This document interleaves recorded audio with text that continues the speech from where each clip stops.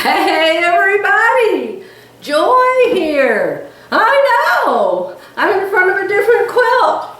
This one's called Sunny Lanes. It was from a book called Nickel Quilts. It's one of my very faves. Was into brights. I love bright colors. So it's called Sunny Lanes. What did I say it was called? Sunny Lanes, Sunny Roads. I think it's called Sunny Lanes from the Nickel Quilt book. Well, I have something to crow about this morning. About a chicken. I've got a crow about a chicken and some crows. Good grief. So we got invited to Thanksgiving to my granddaughter's house. You know, my granddaughter got married back a few months ago. And they have a house. And she has a really big sunroom. And so she has invited the whole family. And the whole family can actually come, praise the Lord. Including us. So I want to make a hostess gift, of course. You know, when you get invited to someone's home for dinner, you take a hostess gift. My sister Janice, every time she comes over for lunch at my house, brings me flowers. I'm like, you don't have to do that when you live by me. But I love it that she does. Our mother taught us that, hostess gift duty. So I made some hostess gifts for Lindy, my granddaughter, but I don't want to show them to you. I'm sure she would never, ever watch my video, but anyway, I'll show you the ones I made for me. So I tried. I asked my daughter what color her kitchen is, and my daughter told me it is sage. My daughter told me her kitchen is sage green. So I didn't have any place to go shopping and look for sage green, so I ordered on Amazon what looked like sage green dish towels to me. And they came in a set of 3. So I'm here just for a few days, and I thought I need a quick project, and I wanted to use my Elissimo. It's my old embroidery machine. It's like from 2009. 2009 to now. How many years is that? Like a million? So I decided to find some designs, and I didn't want to put a turkey on it or something, you know, for Thanksgiving, but I thought, well, I'll put fall. So I had sewn out this design before on a cotton blouse I made myself. I should have worn it today so you could see the difference. It came out perfect on that blouse. Perfect. I love it. It's one of my favorite blouses I've made. So I thought, oh, I'll just sew it on the towel. And this towel is not a big, fuzzy, furry one. It's flat, flattish. It's got little knobbies in it. But I thought, you know, it shouldn't be a problem. I put a wash away stabilizer on the top, sulky, heavy duty, wash away on the top, and I put a wash away, cutaway on the back. Okay? I thought, surely that will be enough. And I put 2 layers of that cutaway on the back. I thought, surely. So it actually sewed out okay, stabilizer-wise, but oh my goodness, what a mess, what a mess, what a mess. I have a tip. Here's my tip to crow about. When you're putting something on a tea towel, or I would say a napkin, maybe not a tablecloth or a table runner, but on something that's going to be used a lot and that the back isn't going to be hidden and nobody ever see it, choose a design that sews out with just a few color changes. 1, 2, 3. This one had 16 color changes. 16. You wouldn't think so, but it did. And every time it cut the thread, it left a 1/2 inch tail on the back. So then, my friend Terry was over here. I pulled it off the embroidery machine, and the crows were half holy. They didn't fill in good. The fill didn't fill good. And so it had little holes everywhere. So I decided, I'll show it to you in a second. I decided not to give it to her, number 1. I had 2 more towels, and I decided those would go to her unembroidered. Unless I get home to my radiance and decide to try again. But these little birds had little spaces all through them that didn't get covered with the gray thread. I decided to just use this in my own kitchen here because I don't have any fancy towels here. They're just normal everyday towels. Mostly Pioneer Woman that already have pretty flowers on them.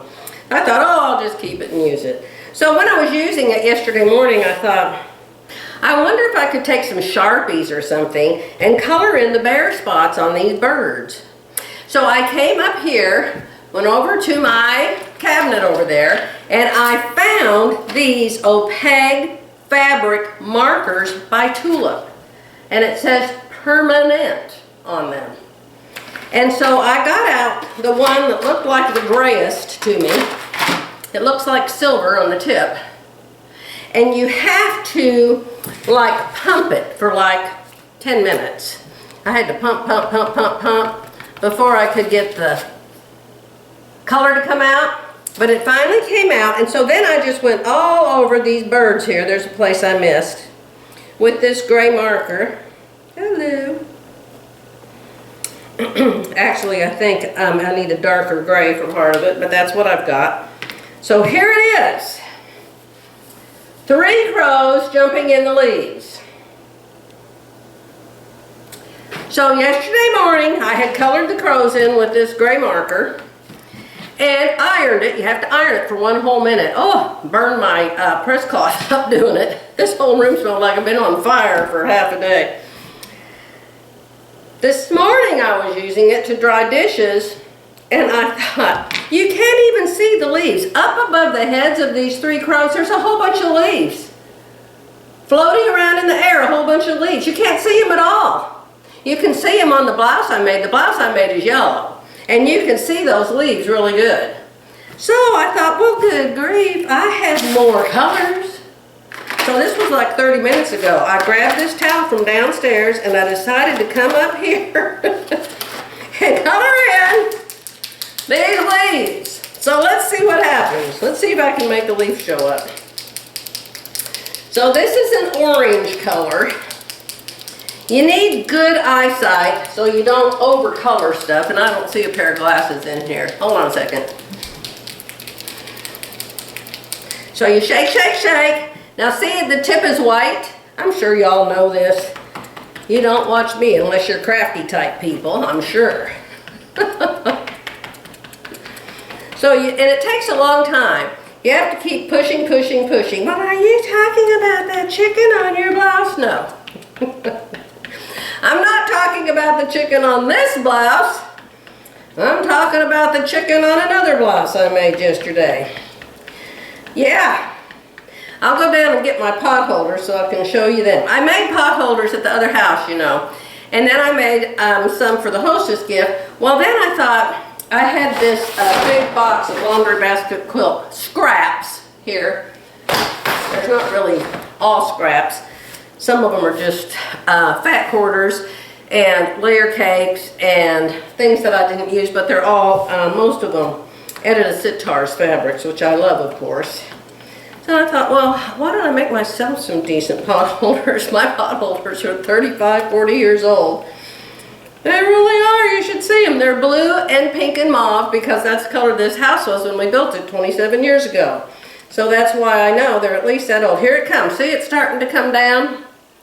It's starting to get orange. You have to just keep pushing, pushing, pushing, pushing. These are called opaque, and these are 100 years old too, y'all. I don't know if you can still buy them or not. Tulip, opaque, fabric markers. And you have to iron them. And my husband keeps saying we're going home tomorrow. We're supposed to be going home right now. Every day I wake up thinking we're going home. Because he came here just to do one little job. Finish that dam because it had dried out pretty good there. I've got orange now. See, I've got some orange coming out.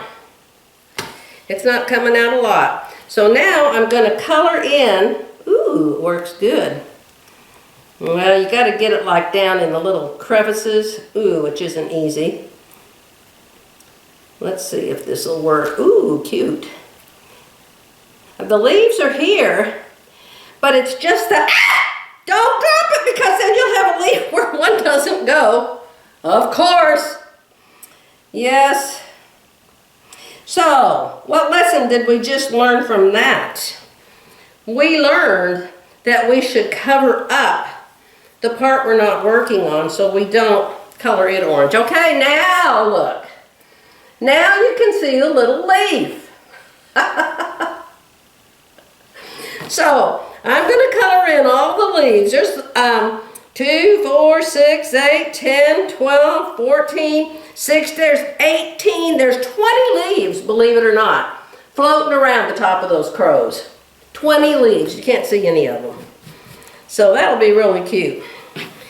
So I'll finish that, put this back on the pen, because there's something else I want to show you. I wanted to show you that. You know, these chickens, where do I get these chickens? These chickens are so much fun. Her name is Betty Chicken, and she's on Embroidery Library, and they have, probably 25 or 30 of her now, and she even has a husband now. And she says all kinds of crazy things. What does she say here? I'm not a hoarder. I'm the curator of an extensive private fabric collection. I have one that says, I'm not bossy, I'm aggressively helpful. Yes. So I like the chickens. So does Philly. Philly's sewn out some chickens too. She has one with the old car on it because her husband was an old car collector. And it's something about, she's a classic. So yeah, fun. All right, so here's the crow project. Next, my jacket. I told you, this is the first one I made that I threw in the trash. I did, I threw it in the trash. Because it has faded stripes on it. But I got to looking at it in the trash, and I thought, well, you know, you can hardly see those faded stripes. There's one right there. Can you even see it? There's another faded stripe from having it on a bolt and the sunshine getting it. There's another one right here, the whole way down the front. Can you see it? I thought about putting an embroidery design on it. I thought I just need to make a flower with a stem that goes up, up, up, and then a big flower up here. I might still do it. We'll see. So this one I had not cut yet for my even shoulders. And I measured it this morning with my big long yellow measuring stick, the metal one that I got from Lowe's. And sure enough, exactly the same on both shoulders. Isn't that awesome? It is just awesome. So I'm finishing this morning.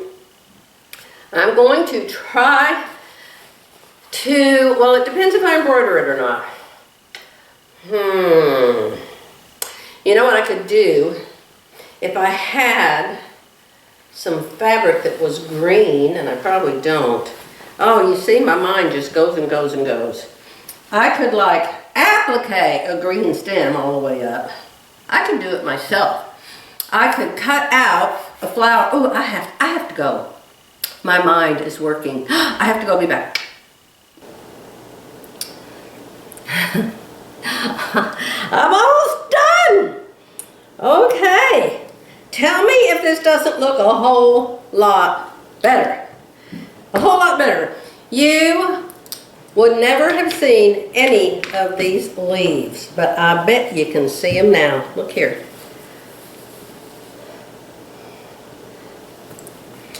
Whew. These are really nice. Now I have found with pens, I don't work with them a whole bunch. If you're going to color on fabric, be sure you have fabric pens. They have to be ironed. I have to hold a hot iron on this for 1 whole minute to set this ink. And the next time I come to this house, if I pull these colors out for any reason, my guess is the ones I've just used are going to be all dried up. Not that the ink is gone or the paint or whatever's in them, but because the tip's dry, you know. And I'm sure this is not water soluble. But I would say for a one-time job, these turned out, these worked really, really good. Don't you think? Now you need to press on a hard surface. I was afraid the ink would come through. Don't get it on here, it's still wet. I was afraid the ink would come through the towel, so I put a little pad, some batting behind it. Well, it was harder to do with the batting because they're tiny little leaves. So it was better to do on a hard surface, but I could have put any hard surface under there. I could have put my ruler under there or whatever. But I think this looks 1,000 times better. I'm still not going to give it to her because the birds still look kind of crazy, but you want to see it close up? Well, there you go. So now you can see how the birds look really bad. But from a distance, the back of a running horse or the top of a mountain, hey, looks like real birds, and you know they have shoes on. You know the cutest thing about the whole thing is their shoes. So here's the deal, Neil. I was going to put a flower, you know, on the stripe, the fade stripe on my jacket. The thing is, the fade stripe is clear over here. So I had to make a giant flower to even go over there and cover it up. And so I held it up to me with the jacket onto the mirror, and I thought, this flower is as big as my head.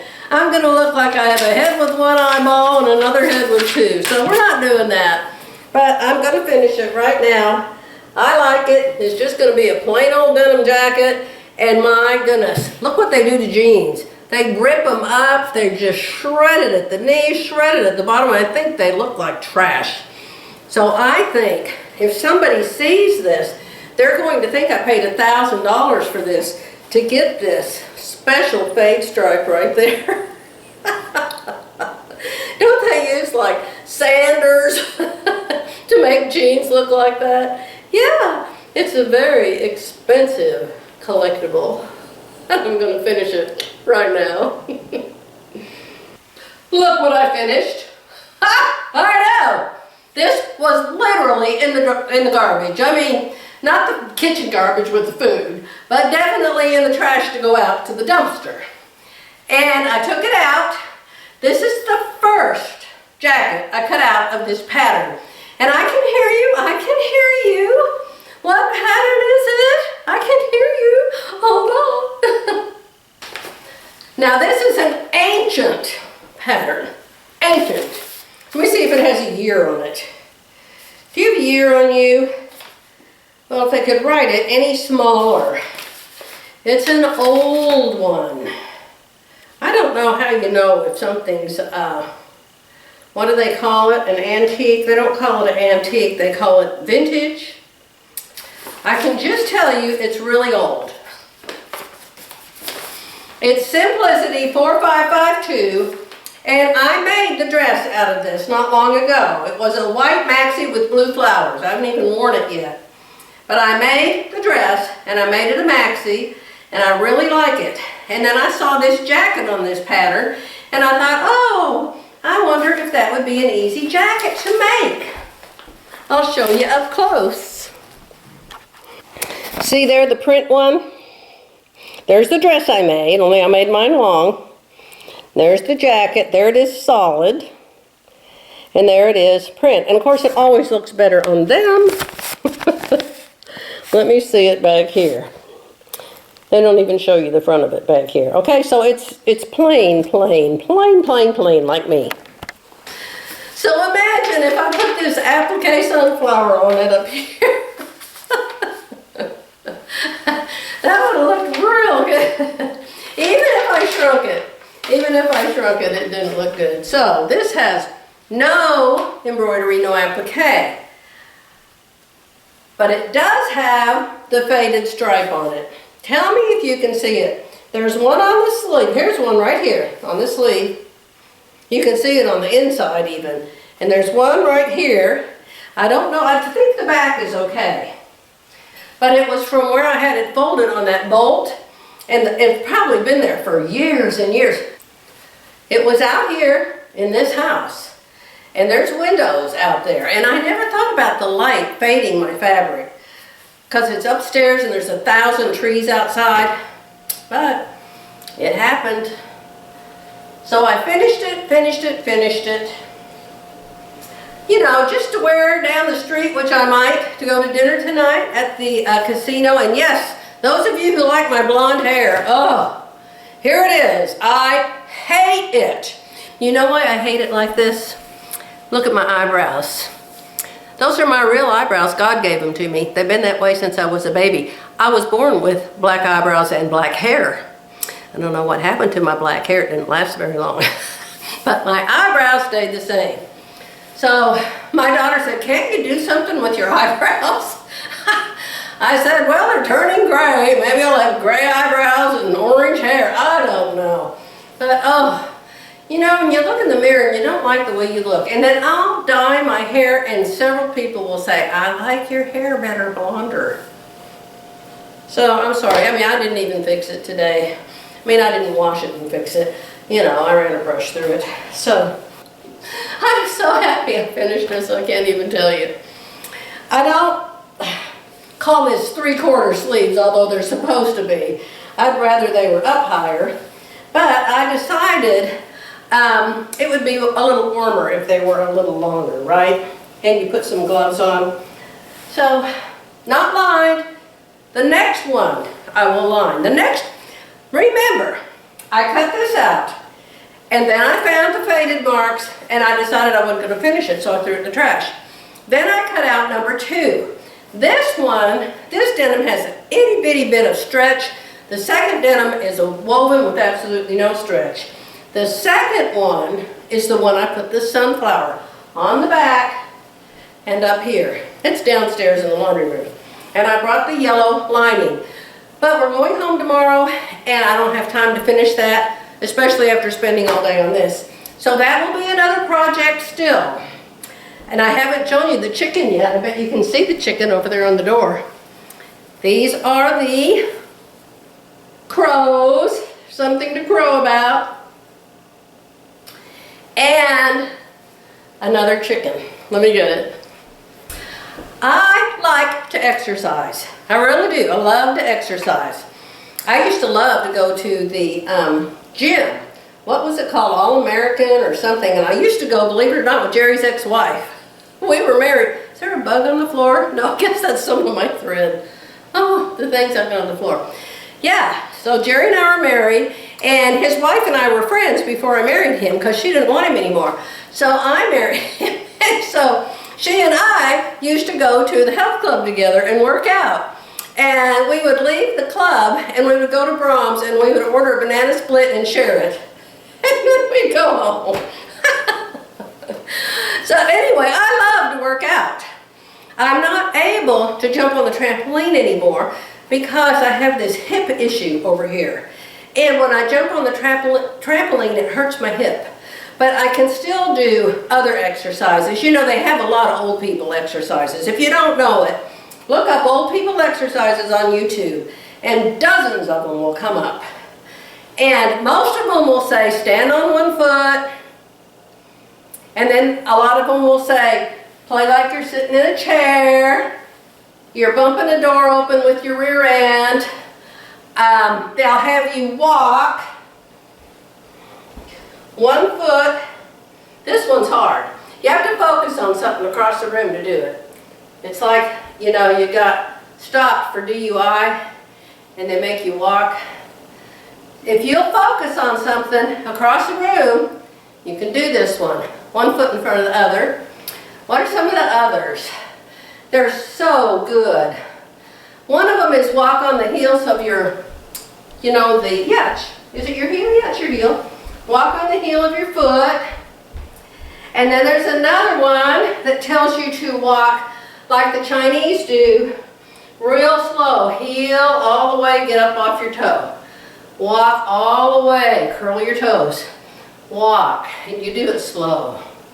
That's supposed to be really good for all of the bones and phalanges or whatever they are in your foot. And what else? Jerry and I come up here every night. This is our room now. It's crazy. How many TVs do we have in this room? And this is where we come every night now. And so we'll watch the Granny and Grandpa exercises. But then the next day, there is one video that has 5. It says just 5 of them. And do you think we can remember 5?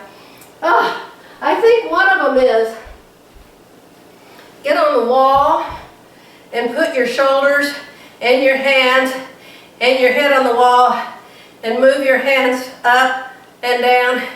And the thing is, your head and your shoulders and your elbows and your arms all are supposed to touch the wall. Jerry can't do it. Jerry's head's way out here. I can almost do it. What else? I told Jerry, I said, wouldn't you think we can remember 5 things? Oh, pardon my baggy pants. I need to take them in. What else?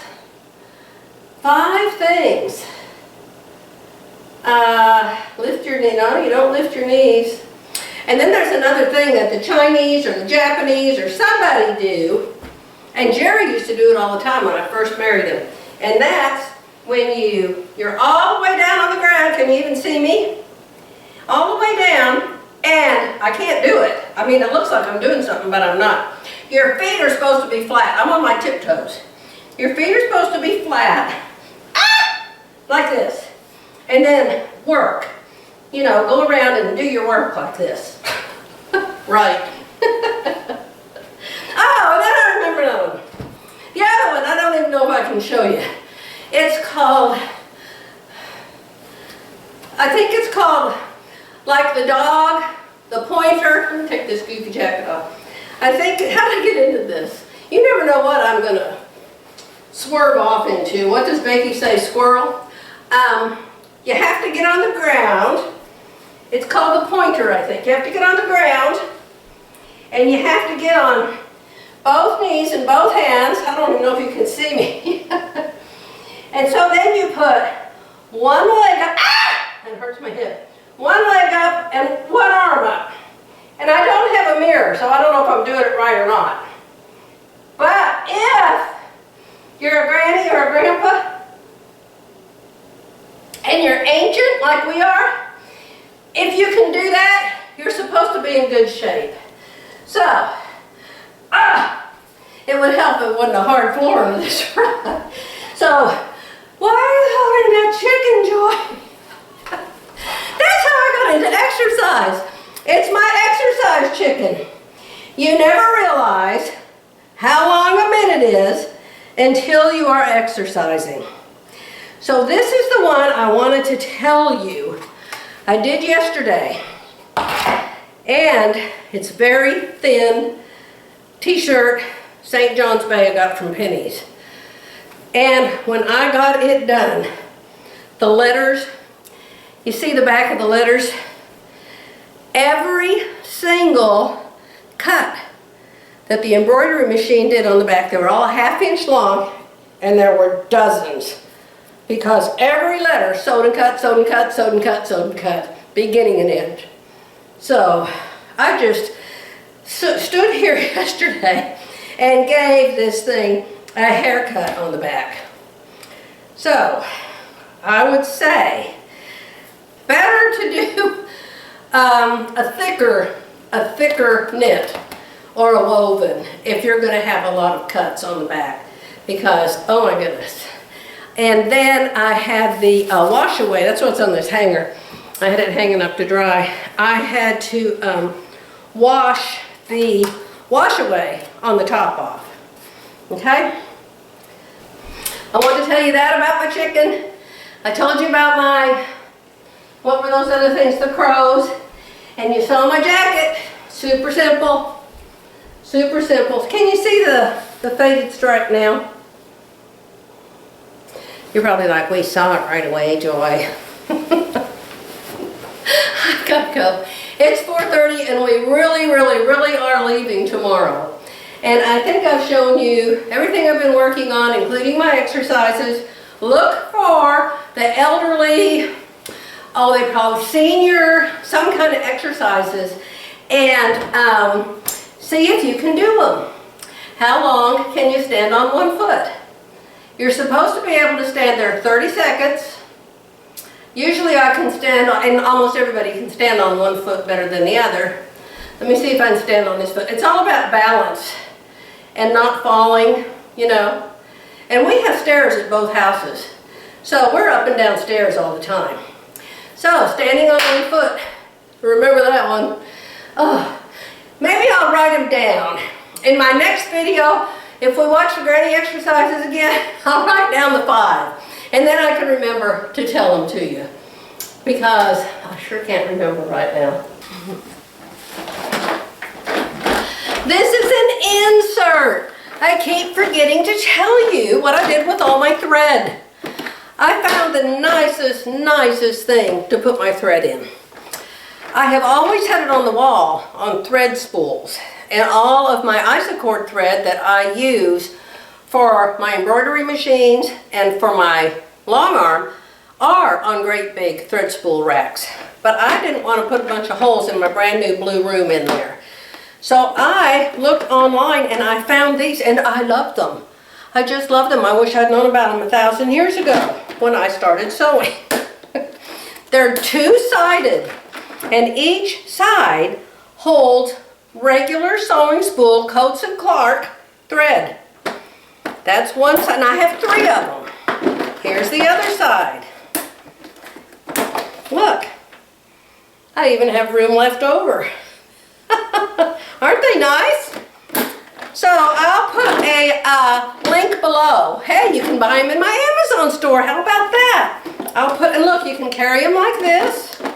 And they have 2 sides. Aren't they nice? And they're not divider. They don't come in and out. I mean, they're permanent. They're built this way. So, very nice. End of insert. I gotta go. I love you all. I'll be back when I get to my other house. And I have something to tell you about the radiance. And it's good news. Bye.